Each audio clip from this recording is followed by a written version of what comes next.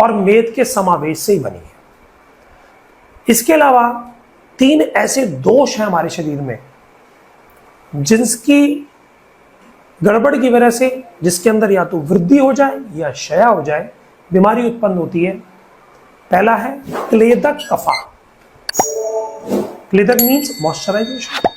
हमारी जितना भी, जैसे आप कह दें, आपके पेट के अंदर जो भी भोजन आया उसको क्लेद, उसकी मिक्सिंग करने में जो सहायक है वह है क्लेदक कफा।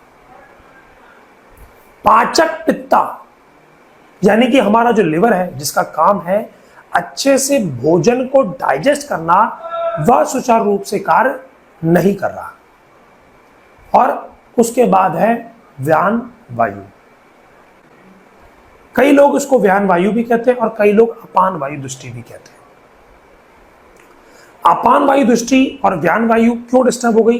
एक्चुअली में तो अपान वायु डिस्टर्ब होती है जिसकी वजह से मूत्र नहीं निकल पाता है, मल नहीं निकल पाता है, और जब वो प्रकोपित हो जाती है तो वो अगली वायु जिसको प्रकोप करती है वह है व्यान वायु, जिसकी वजह से मरीज का बीपी बढ़ जाता है। अब इन सबके बढ़ने की वजह से हमारे शरीर में किडनी के अंदर फिल्ट्रेशन प्रोसेस कमजोर हो जाता है। शरीर में urea, creatinine, uric acid body में ही रहते हैं, खून में घूमते रहते हैं। हमारी बॉडी के अंदर पानी का जमावट रहता है जिसकी वजह से पैर में सूजन आ जाती है, आंखों के पास सूजन आ जाती है, पेशाब का निकलना कम हो जाता है। क्या इसका कोई उपचार आज के करीबन 30-40 साल पहले जब डायलिसिस दुनिया में नहीं था तब कोई नहीं था क्या? बिल्कुल था।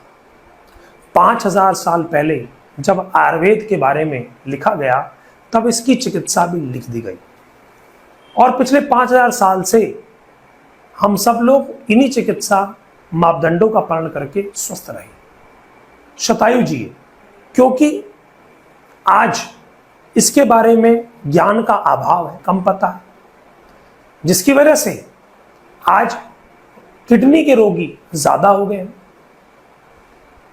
क्योंकि कब क्या खाना है, कितना खाना है और क्या मिला के खाना है, इसका ज्ञान लुप्त हो गया।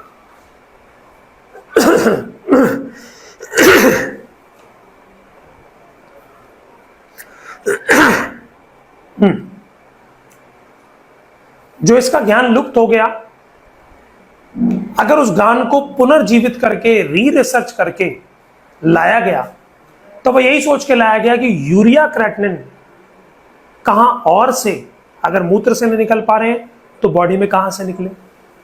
किडनी का जो नुकसान हो चुका है उसकी रिपेयर कैसे होगी, उसका जो एपिथेलियल डैमेज हो चुका है उसको कैसे रिपेयर करेंगे, और डायलिसिस की फ्रीक्वेंसी कम करके अंत में उसको समाप्त कैसे करेंगे। इसको जानने के लिए आज आपको पुराने काल की जो ऋतुचर्या है, दिनचर्या है, उसके बारे में जानना पड़ेगा। Frequent use of fast food, ऐसा भोजन जो जल्दी बनता है वह देर में पचता है।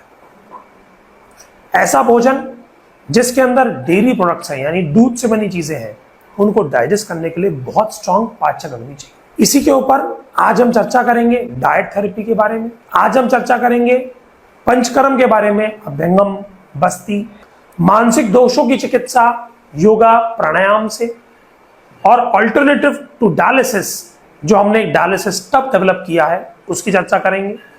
मड थेरेपी और पोस्टल ड्रेनेज के बारे में भी आपको पूर्णतः जानकारी देंगे।